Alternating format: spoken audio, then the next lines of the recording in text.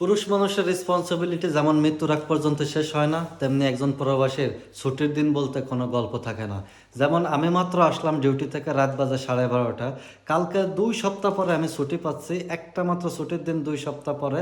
সেই জায়গায় আমার কি কি কাজ কালকের জন্য পড়ে আছে জানেন? এই দেখেন, প্রথমে যাইতে হবে আমার পোস্ট অফিসে, কারণ যে পোস্ট অফিস থেকে এসে আমাকে পাই নাই, এই জন্য একটা রসিদ রেখে গেছে যাতে আমি চিঠিটা উঠাইতে যাই পোস্ট অফিসে।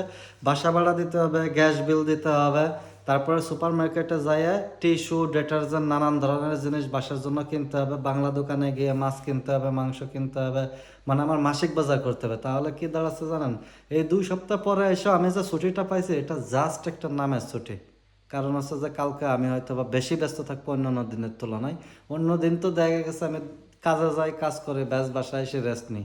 আর কালকে রেস্ট বলতে কোনো জিনিস আসবে কিনা আমার লাইফে, আল্লাহ মাবুদ ভালো জানে। তো এটাই হচ্ছে একজন প্রবাসীর জীবন আর একজন পুরুষ মানুষেরও জীবন।